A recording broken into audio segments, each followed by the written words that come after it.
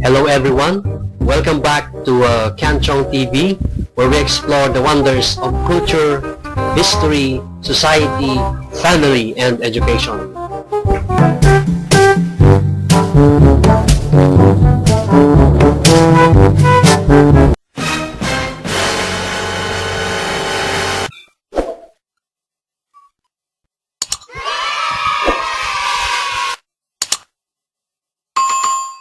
So first, thank you so much for those who have subscribed, liked, and commented on our first episode about culture.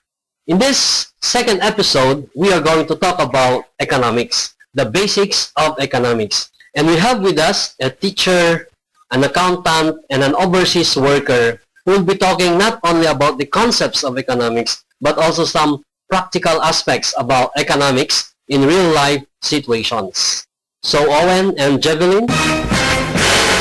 Shut up and sit down.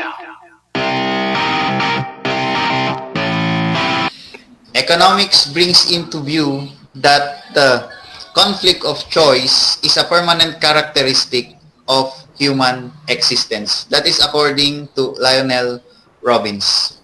Economics, therefore, is part of life. Not only is it confined in the teachings in the classroom, but all around us. Ladies and gentlemen, good day, especially our social science enthusiasts. Welcome to another round or hour of meaningful and socially relevant discussions. For this morning, our discussion would focus on the definition and scope of economics. Seems like we have a very interesting topic, Ma'am Jevelyn. Indeed, sir. And for today, we have with us our set of caliber mentors and speakers in the field of social science. And I guarantee that we could learn a lot from them knowing their background. So let's meet and greet Sir Owen. Well, let's start with the resident speaker of our SocSci sessions. He's also the organizer of this event. He's a graduate of the University of the Philippines, Los Baños, with a degree Bachelor of Arts major in Sociology, and is a current faculty member of the School of Teacher Education and Humanities at St. Mary's University, including the School of Graduate Studies. He's also the coordinator of the LIMSIDAC, or the Lingkod Maria Community Development and Advocacy Center. With him discussing the definition and divisions of economics, let us welcome Mr. Kenneth Liwanen Maslang. Good morning, sir. Thank you so much, Owen, for that very kind and encouraging introduction. Thank you, sir. Another caliber mentor that we have, or resource person for this morning, we have with us a social science teacher from St. Louis School of Solano. Just to add, our resource speaker is also one of the primary authors of the self-paced learning modules which we are utilizing right now in the Diocese of Bayombong Educational System. He is here with us to talk about the different market economies, specifically traditional, market, command, and mixed economies. Ladies and gentlemen, join me in welcoming Mr. Luther Castillo. Good morning, sir. Good morning, sir. Sir Owen, good morning, Sir Kenneth, Ma'am Jevelyn, and of course to my co-sharers for today. Good morning po. And we have, to add up our list of caliber speakers, we have a certified public accountant who is also the founder and CEO of DJKA Accounting Services based in Makati City. Let us welcome our lady speaker for today, Ms. Divine A. Martinez. Good morning, ma'am. Hi, good morning. It's an honor to be here. Ms. Divine will be discussing topics on opportunity cost, marginal thinking, and marginal utility. To wrap up our list of resource persons is the program head of Cluster 3 to 6 of the Philippine Schools in Bahrain, located in Naali Kingdom of Bahrain. Let's welcome Sir Justoni Hasmin, who will be discussing the concepts of positive and normative economics. Good morning, everyone. Ma'am Good morning, Jevelyn. sir. Good morning, sir. Good morning to Thank you for Good inviting morning, me, sir. Sir Kenneth. There you have it, guys, our star-studded lineup of resource speakers. With no further ado, let's keep the ball rolling. We now call on our first resource speaker, our resident speaker, Mr. Kenneth Maslang, to enlighten us. Is economics, sir. So, to our viewers, our dear students, teachers, and simply social science enthusiasts, let's talk about economics, the basics of economics. What is economics? And what are the types of economics? What is economics? And why should you spend your time learning about it? So it says here, economics is the study of consumption, production, allocation, and distribution of goods and services. Well, that's the common definition of economics.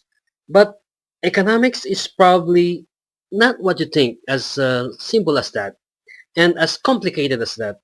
Economics is not primarily about money, about business. It's not mathematics, but it is both a subject area and a way of life. In fact, one of the Nobel laureate in economics, or a Nobel award winner in 2011, Christopher Sims, stated that economics at its best is a set of ideas and methods for the improvement of society. It is not, as so often seems the case today, a set of ideological rules for asserting why we cannot face the challenges of stagnation, job loss, and widening inequality. So according to Sims, economics is not all about ideologies. Economics is not only about academics. In fact, it says here that at its best, it is a set of ideas and methods for the improvement of society. So in one of the definitions here from Bowden in 1986, actually, he talked about economics as the study of common sense. It's making choices and decisions. So it's really both a subject area, an academic discussion, but it's also a way of life. It's also how we make decisions, how we make choices, and how we decide every day in our life. For Greenlaw and Shapiro, it is the study of how humans make decisions in the face of scarcity. So why is economics important? First, making choices and decisions in a scientific manner. The second, it is both a subject area and a way of viewing the world. And of course, because of the problem of scarcity, the idea that there is no unlimited abundance. Well, scarcity means human wants for goods, services, and resources exceed what is available. Resources such as labor, tools, land, and raw materials are necessary to produce the goods and services we want, but they exist in a limited supply. Of course, what is the ultimate scarce resource that we have? It's not, maybe you can think about some material aspect, but according to some economies, the most important scarce resource that we have is not in the academic aspect. It's not about labor, about the supply, capital, but it's all about time. It's something that we know, all of us we know, whether rich or poor, intellectual or out of school youth. The most important to learn about scarcity is our time is limited. Uh, we only have 24 hours and we could not expand that. In the day to earn income, to acquire goods and services for leisure time or for sleep. At any point in time, there's only a finite amount of resources available. So that's scarcity. Now, another thing, and this must be the last one here, is studying economics makes you a well-rounded individual.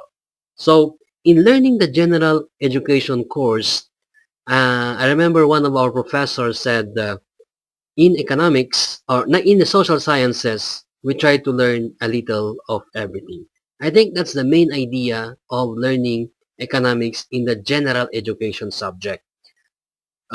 It's not for you to become master of the economic ideas, to memorize all these things, the graphs, the math, all the equations in economics.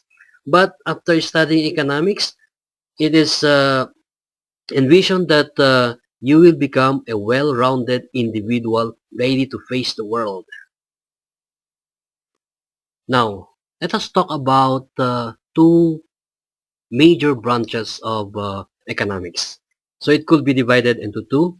First, we have microeconomics, and the second one, macroeconomics. So these are broad subjects in economics. You can have 2 semesters or a year or two talking about these big branches. But in this time, we just need to define, and let's try how to work on it later on. So the first one is microeconomics. From Curtis and Irvin, it says here that microeconomics is the study of individual behavior in the context of scarcity. It is also about how we choose to spend our time and money. It seeks to understand and explain how we make choices and how those choices affect our behavior in the workplace, the marketplace, and society more generally. Microeconomics in some books also talk about the price theory or the laws of supply and demand. Now, macroeconomics, on the other hand, is the study of economies as large interactive systems. The approaches the economy as a complete system with interactions and feedback effects among sectors that determine national economic performance.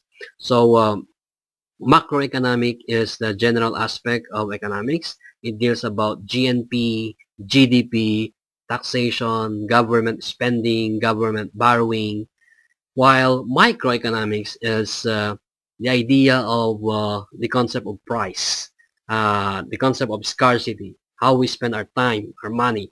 So we can say microeconomics is the particular economics and the macroeconomics is the general economics. So it is the society, it is the economy as a whole. You're trying to understand the economy as a whole, while microeconomics is you're trying to understand the economies of particular individuals. So in the meantime, Owen, thank you, and that's all for my part.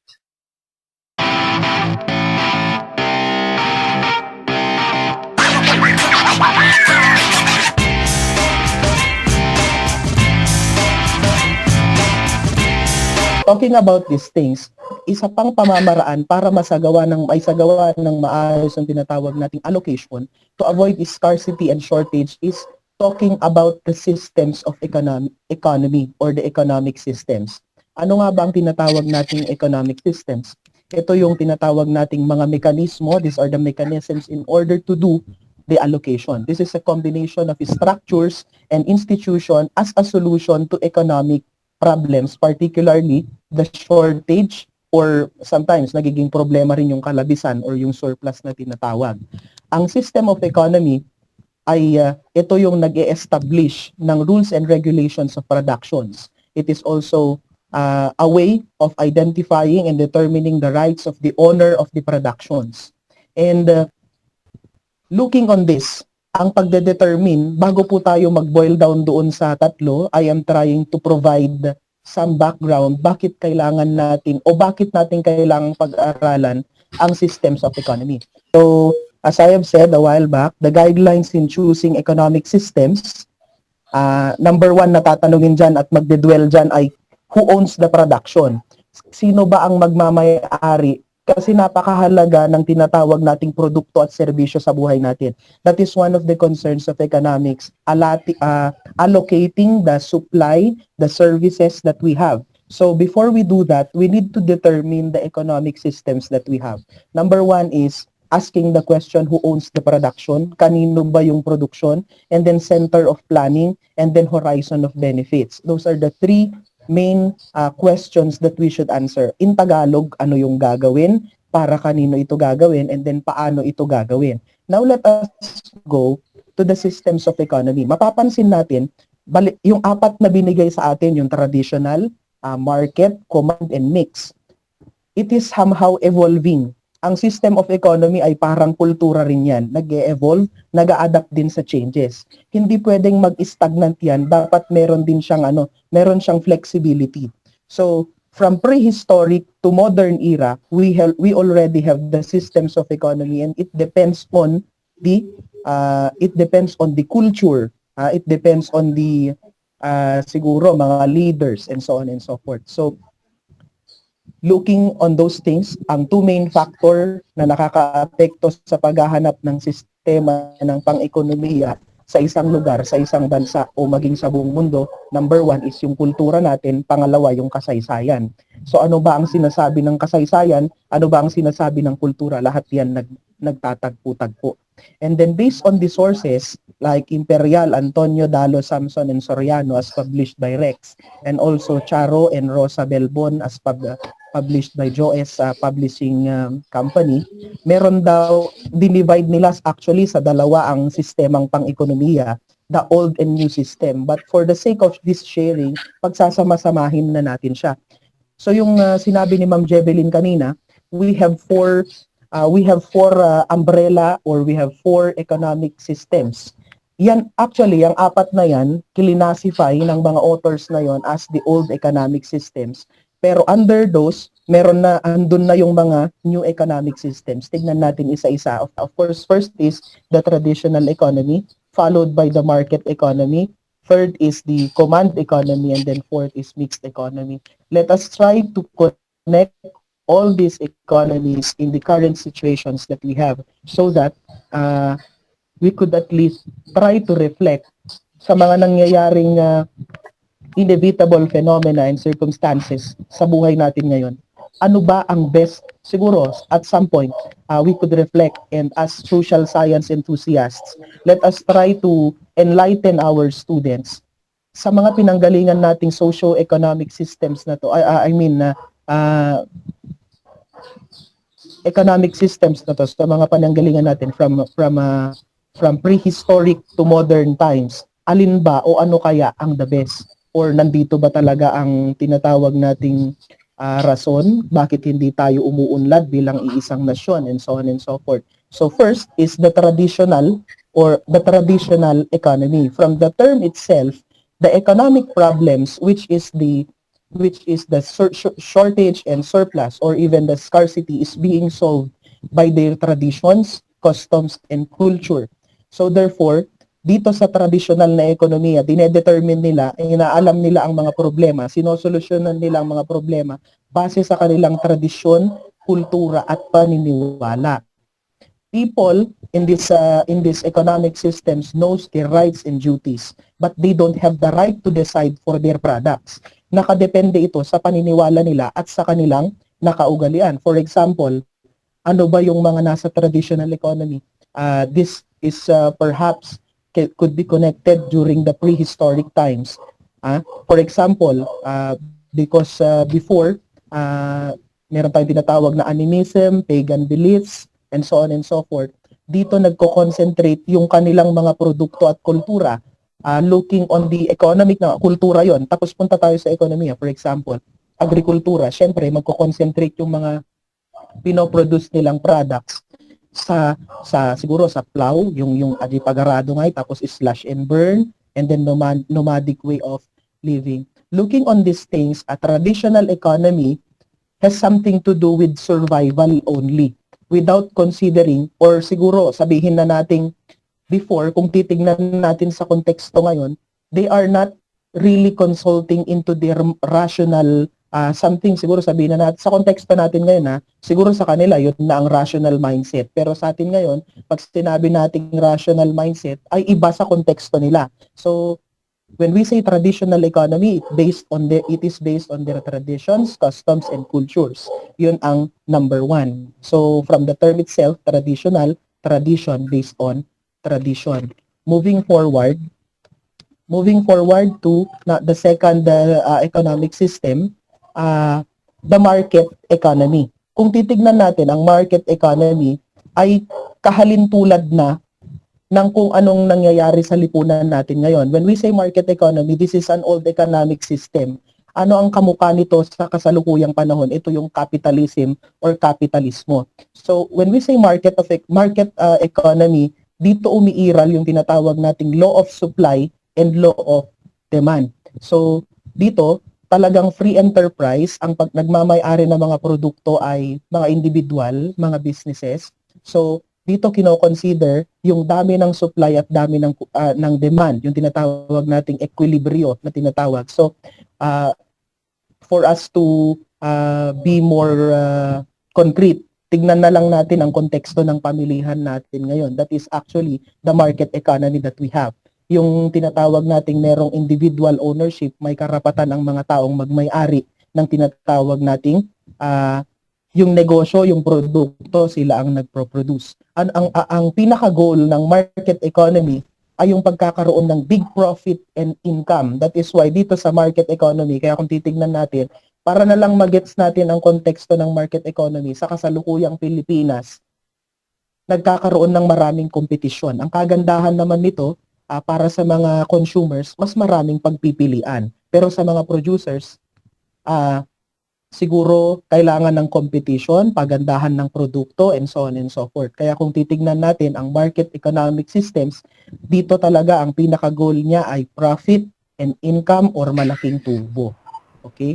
So, perhaps after I share everything later on, if you could add something, kasi marami po itong konteksto na to, marami po siyang concepts, we are very open. Ang isa pa, balikan natin ang kasaysayan ng mundo. Ang isang uri pa ng market economy ang tinatawag nating feudalism or yung feudalismo, na kung saan ang batayan ay yung pagkakaroon ng lupa. Okay, yung lupa, yung nagsisilbing bayad sa mga serbisyo ng mga vassals, for example. And then we also have the mercantilism, another example of market economy, na kung saan ang mercantilismo, the more gold you have, the powerful you are.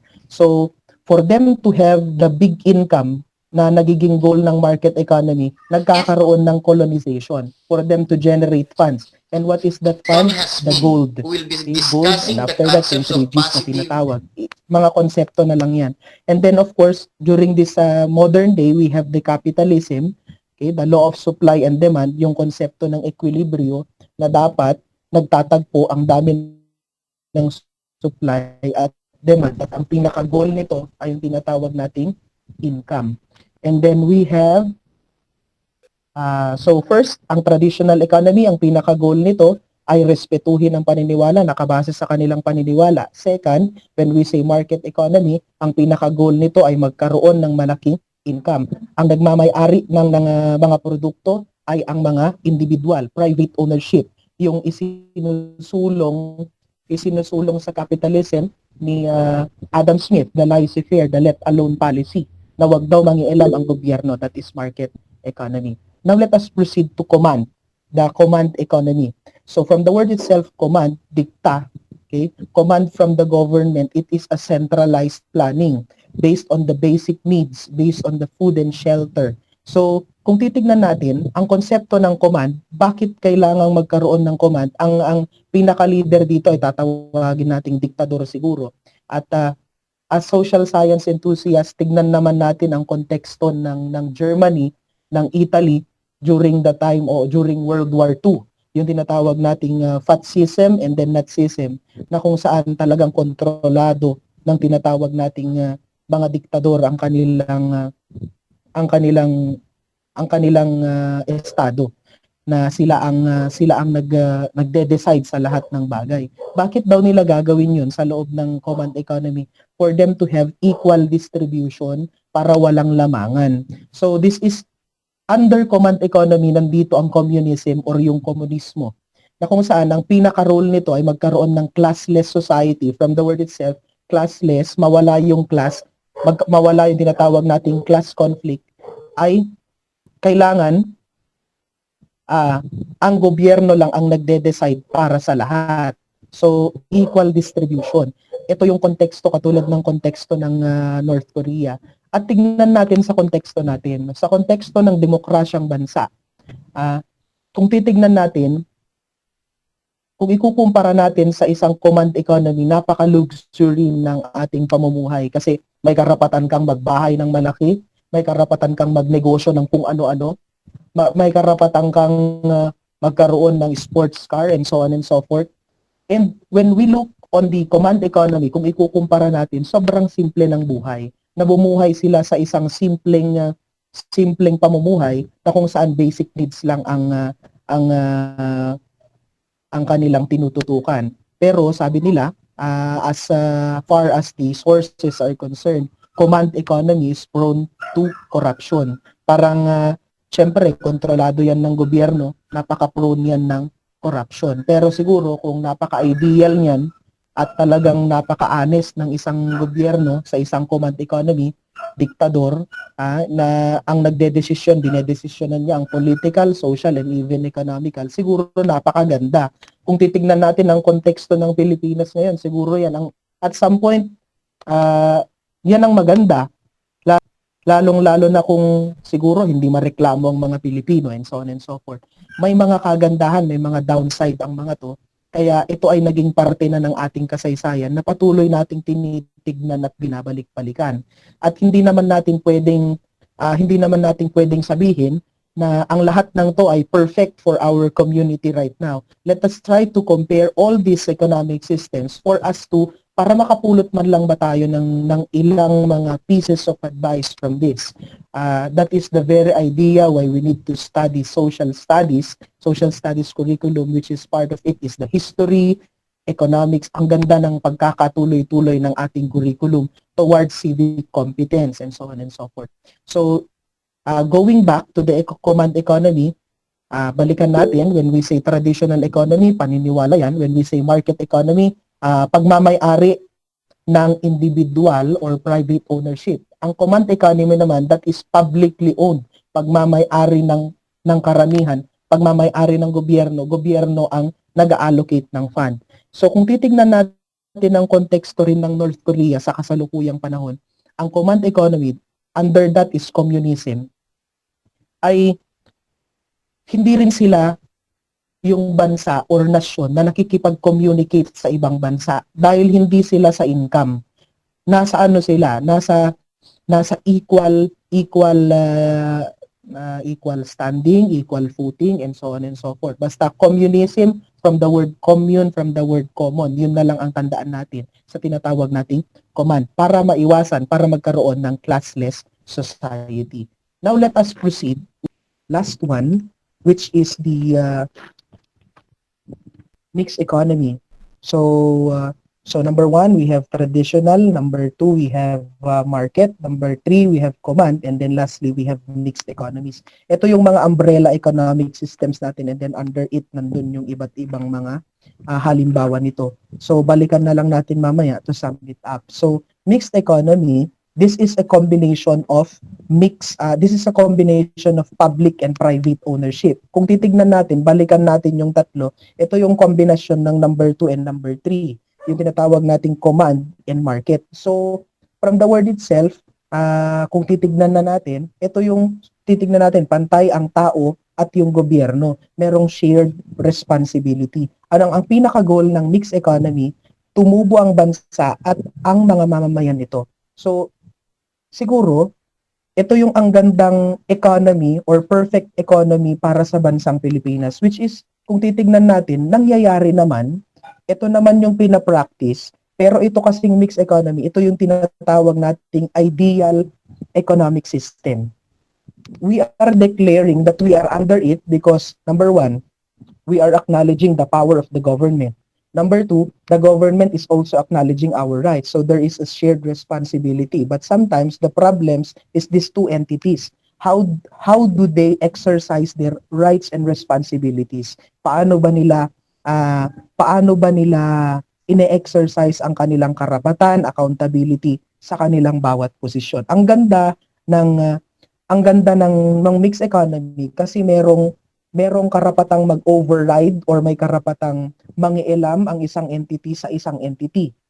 Ang gandang tignan yon, ang gandang konsepto yon. Pero minsan, nag-overpower itong dalawang ito, which is nakadeclare na nga sa konstitusyon, it is being limited. Dito sa mixed economy, dito siguro nagiging powerful yung constitution because it declares or siguro dito talaga naka-integrate ang limitasyon, ang karapatan, ang accountability ng bawat entity. Having said that, under that mixed economy, nandito ang tinatawag nating socialism, yung tinatawag nating perfect society. Mapataas ang pinaka-goal ng mixed economy ay tumubo ang bansa at tumubo ang mamamayan nito. In other words, ito yung tinatawag nating mapataas ang antas ng pamumuhay ng tao.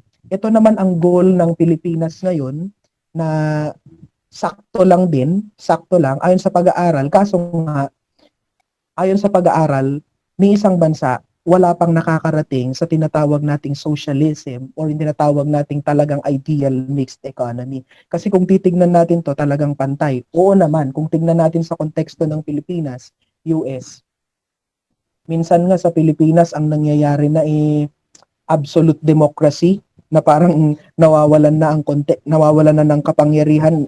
Though may power ang gobyerno, pero itong mga tao minsan sobrang reklamo ng reklamo. Okay, yung mga ganung bagay. So the over exercise of our rights and so on and so forth. And when I conducted my thesis study po this year, this is all about civic competence in this time of pandemic. Na kung titignan talaga natin, ang ganda ng mga batas under sa mixed economy, i-claim na natin kasi yun naman ang nakasulat sa mga libro na we are under mixed economy. Ang ganda ng mga batas, ang ganda ng mga mithiin, pero ang nagiging problema ay yung dalawang entity. Ang lumabas sa study, we have good civic competence, we have good intentions, we have good morality. But the problem is, our actions do not justify it. Hindi nagja-justify, hindi nagja-jive. So ano ba ang kailangan nating ayusin ngayon? So, looking back on these four systems, so traditional, this is something to do with the prehistoric or the ancient times. It talks about the tradition. Ang nagde-determine ng produkto at kailangan ng tao ay yung kanyang paniniwala. And when we say market economy,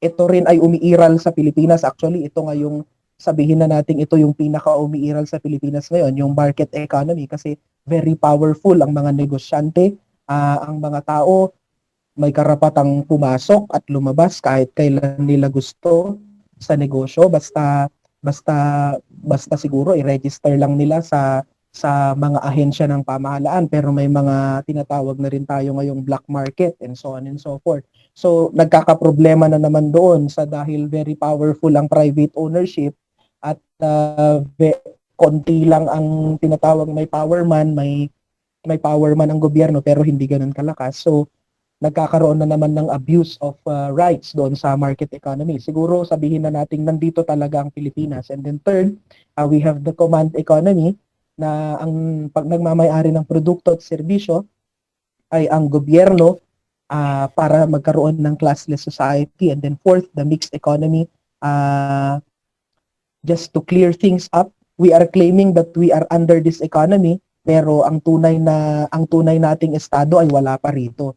Kasi there is a shared responsibility. This is very ideal at ayon sa pag-aaral, wala pang bansang nakakarating dito. So when we look on these four economic systems, papunta siya sa modern, and I hope that someday, somehow, marating natin ang tinatawag nating mixed economy na meron talagang shared responsibility. Though those are just only basis. So gayon pa man, gaano man kaganda ang sinasabi ng kasaysayan at kultura ng ating ng mga libro, ng ating mga sources, wala pa ring magbabago kung hindi sasama ang ugali ng mga tao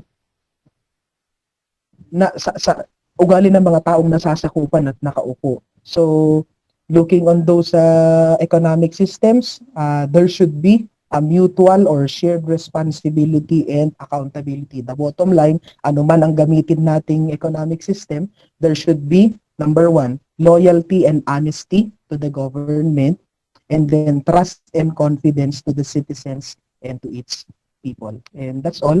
Good day and good afternoon. Our speaker has eloquently and comprehensively explained to us his topic at hand. Thank you very much, Sir Luther. We now call on Ms. Divine Martinez for her topic on the very important terminologies or concepts such as opportunity cost, marginal thinking, and marginal utility. The screen is yours, Ma'am Divine. Good morning po.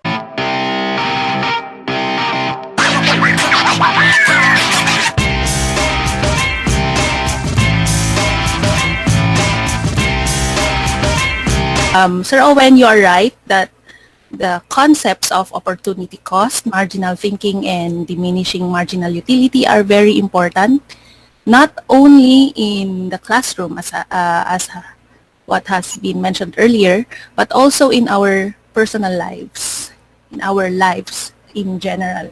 Not only in the classroom as what has been mentioned earlier, but also in our personal lives. In order to avoid shortage and scarcity, it was mentioned earlier, we need to consider these concepts in order for us to make better choices or better decisions, okay? And so, opportunity cost. The concept of opportunity cost states that there is no such thing as free lunch. And you ask, huh? There's no such thing as free lunch? But Sir Kenneth always gives us free lunch. Isn't that free? You're wrong. There is a cost. There is a cost associated with the free lunch kasi there is a cost to Sir Kenneth. Diba? In fact, it can also have a cost to you. And that cost is called opportunity cost. Okay? So I will read the slides muna to you. So individuals face choices at every turn. There is no such thing as free lunch. Opportunity cost refers to something that must be sacrificed when a choice is made. So halimbawa, in-invite ka ni Sir Kenneth for a free lunch, but at in-invite ka din ng tropa mo for some gyup, halimbawa lang, pero KKB kayo. You chose the free lunch kasi free, but sinacrifice mo yung opportunity to be with your tropa and eat sangyup. So that is, for you, is the opportunity cost. Okay? The cost may be financial. It can also be measured in time. Halimbawa, merong free ice cream. Halimbawa lang. Pumila ka to get that free ice cream. And we all know, kapag merong bagay na free, mahaba lagi ang pila dyan, di ba? So yung time that you spent na pumila to get the free ice cream is the opportunity cost, yung time that you sacrificed. Instead of maybe studying, pumila ka na lang for the free ice cream. Okay? It can also be measured in, parang example natin earlier, the alternative for gun, right? So, what are other examples of opportunity cost? How can we apply this in our personal lives? So, halimbawa, si Ma'am Jeveline, may dalawang nanliligaw sa kanya. Sina Rolly and Ulysses, halimbawa lang. Kay Jeveline, pareho silang malakas, di ba? So, pipiliin niya, namili siya sa dalawa. Halimbawa lang, pinili niya si Ulysses kasi for her, Ulysses is the better option, the stronger one. So, pinili niya si Ulysses. Okay? And, in that scenario, opportunity cost is the relationship na forgone with Rolly. And, in that scenario, pwede kasing you'll never get the opportunity again to be in a relationship with Rolly. So, halimbawa yung opportunity cost applied in your personal life. Okay? Okay. So, while reading this opportunity cost thing, naalala ko nung college, kasi accountancy student ako before. Diba? Lagi kaming nilalait ng teacher namin. Laging sinasabi na, ang papangit ninyo, mga accountancy students. Ha? Bakit? Papangit daw namin. Kino-compare kami sa sa other business courses like HRM kasi ang gaganda at gagwapo nila. Di ba? Ang ayos-ayos nila. Especially yung tourism students na ang gaganda ng uniform, gaganda ng makeup nila. Okay? So to us, ang trade-off namin kasi is, so trade-off is another concept in economics I've read. Okay. So ang trade-off for us is the opportunity na maging maganda versus yung i-allot namin yung time namin instead na magpaganda kami, i-allot namin yung time namin sa pag-aaral. Okay? Because we see more value in that. So we will talk about the decision-making process later on sa marginal thinking. But yeah, ganun yung trade-off namin. Trade-off namin yung pagiging maganda sa pagiging matalino in our book, mas matalino instead of mas maganda.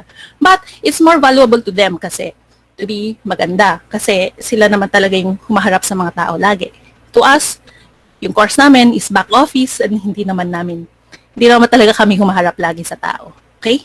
So that's one example of opportunity cost. All right. So in opportunity cost, we learned that every decision that we make has a cost.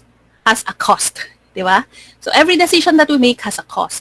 Either, as we have mentioned, financial, measured in time, or simply an alternative foregone.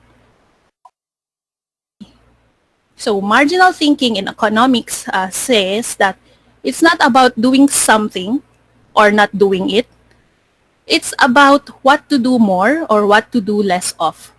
To do or not to do is not the question, but it is what to do. Alright? With your resources nga. Nabanggit kanina yung limited resources, yung scarcity and shortage. Okay? So, marginal thinking states that requires decision makers to evaluate whether the benefit of one or more unit of something is greater than its cost. So you weigh the benefit versus the cost. The benefit should outweigh the cost. All right? So an example here is cleaning under the refrigerator worth the time if I am hosting a party? So sa tingin ninyo, kayo, if you host a party or if you have visitors coming over, will you clean up under the refrigerator? Question. Okay. Generally, hindi, di ba? Because hindi naman siya nakikita ng ating mga bisita. Yung under the ref. Mas pipiliin natin na linisin yung mga nakikita, just like the living room, the kitchen, or kung saan mo man i-receive yung mga visitors mo. Right? Okay. Another example.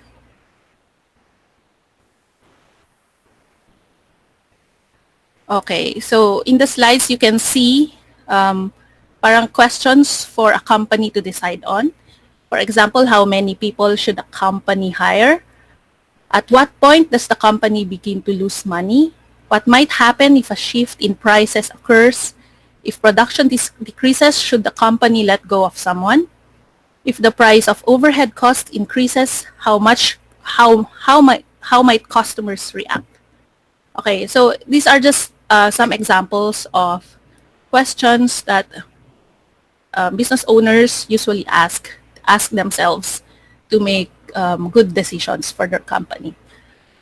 But as I've mentioned earlier, hindi rin siya always about the financial benefit versus the cost.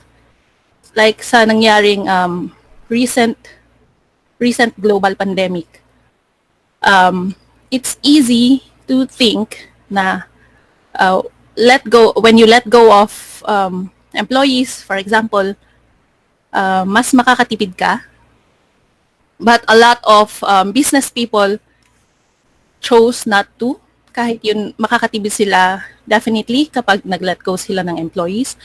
But a lot of them chose not to because they have other values that they consider in in making the decisions. Hindi lang siya purely financial.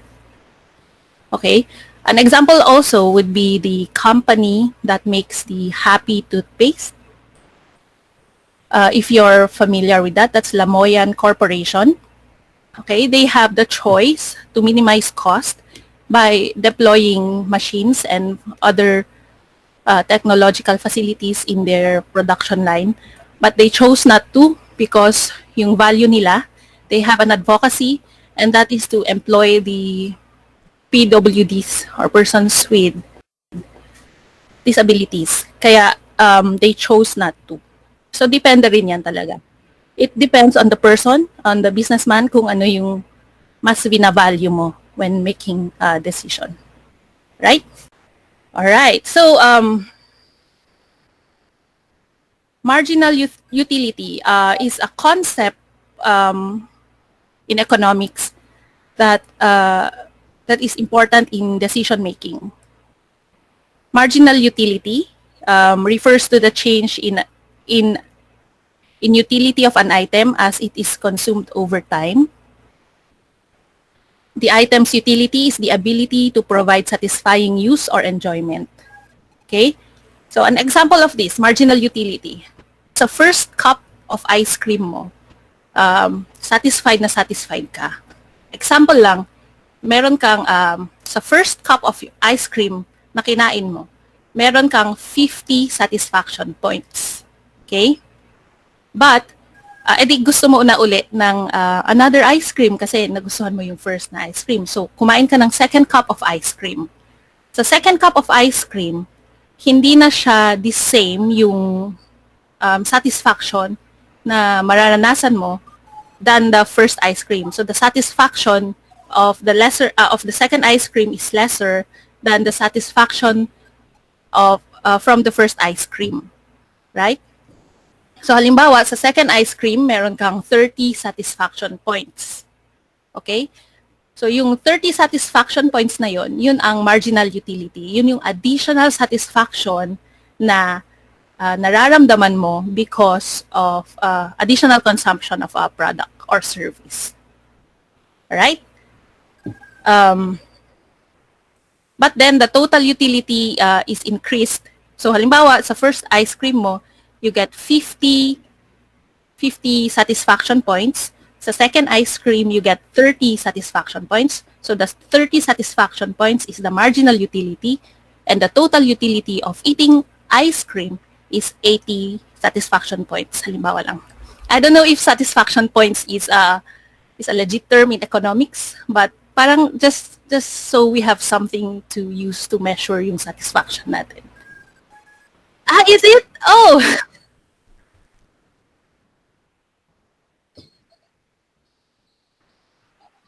Oh, I see. And, Legit pala yun. yes, ma'am. And a person who has already consumed his capacity of utility is called satiated. Satiated, yeah, or Yes, ma'am. busog. Yeah. Yes, yung hindi na kaya, very full. Oh, yeah, very full. So, yeah. So, Yes. halimbawa, yung, yeah, that's another way of looking it, no? Yung capacity ng stomach mo. It's also actually in the slides, yung capacity of your stomach. Yeah, and so, yung halimbawa natin today, earlier, yung capacity of your stomach can represent yung resources mo na iaalat mo sa mga kakainin mo. Halimbawa, like ice cream, kakain ako ng ice cream. That's 1 cup of ice cream equals 50 satisfaction points, halimbawa. And then, the second cup of ice cream, will I eat another ice cream or maybe a hamburger na lang? And then, maybe when I eat a hamburger, I think I'll have 40 satisfaction points rather than eating a second ice cream na 30 satisfaction points lang yung makukuha ko. So, I'd rather eat hamburger that has 40 satisfaction points. Ganun. So, the satisfaction is, of course, relative sa individuals, diba? So, yeah, it will depend on you sa values mo as an individual. So, it depends also on you on how many points you will get, you will give a certain choice or decision.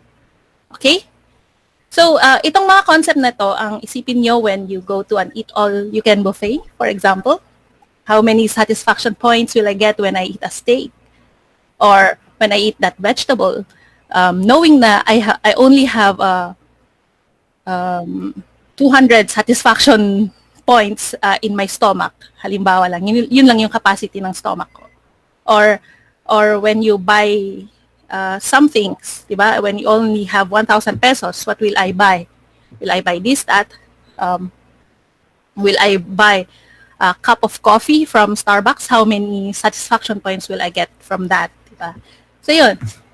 So yeah, so that's the concept of opportunity cost, marginal utility, and diminishing marginal utility. Diminishing marginal utility. Kanina, halimbawa, sa second cup of ice cream, mas mababa na yung satisfaction points na nakuha mo. So, yun yung diminishing marginal utility. Nagdi-diminish yung satisfaction points mo when you eat more or when you consume more of a product or service. So, okay, to end this, thank you, Sir Kenneth, for inviting me for this talk to share with you.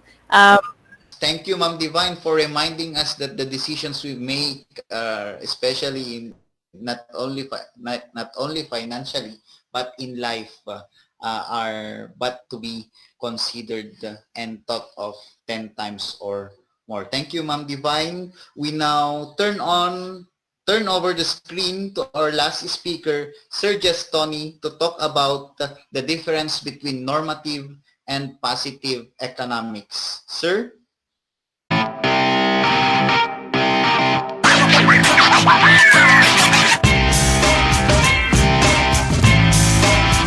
Okay, positive economics is a stream of economics that focuses on description, quantification, and explanation of economic developments, expectations, and associated phenomena. So the characteristics of the positive economy is actually it relies based on the objective data, analysis, and relevant facts. And it also attempts to establish any cause and effect relationship or behavioral association which can ascertain and test the development of economic theories.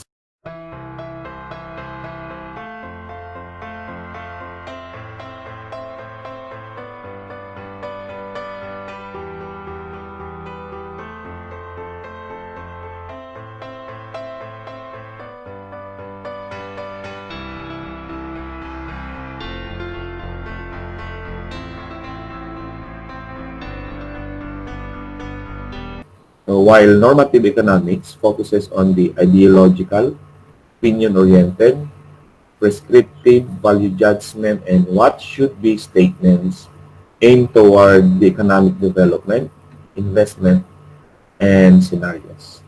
Normative economics is actually the opposite of positive economics.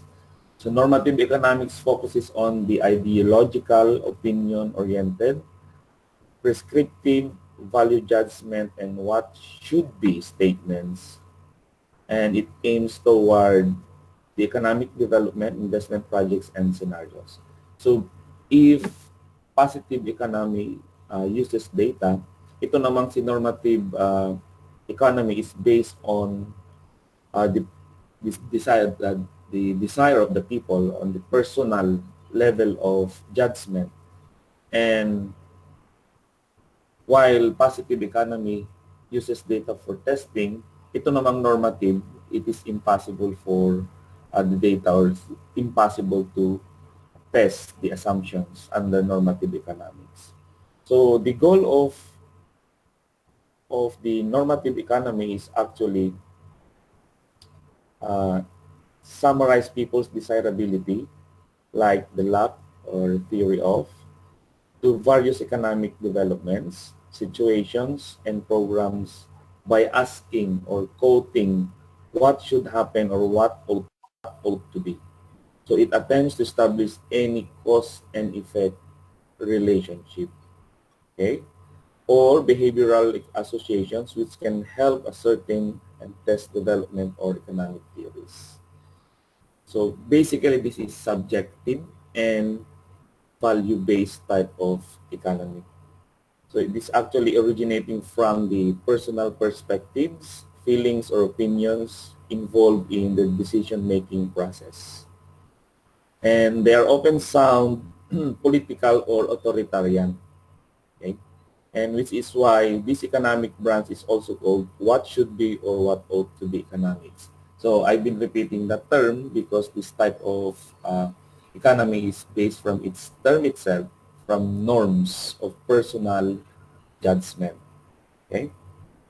So example of this type of economy are actually based on the countries that has a type of government which is called monarchical.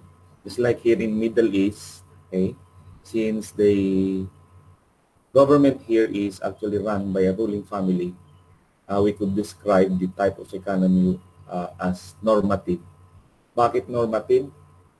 It is because the economy is dictated by the desirable type of economy.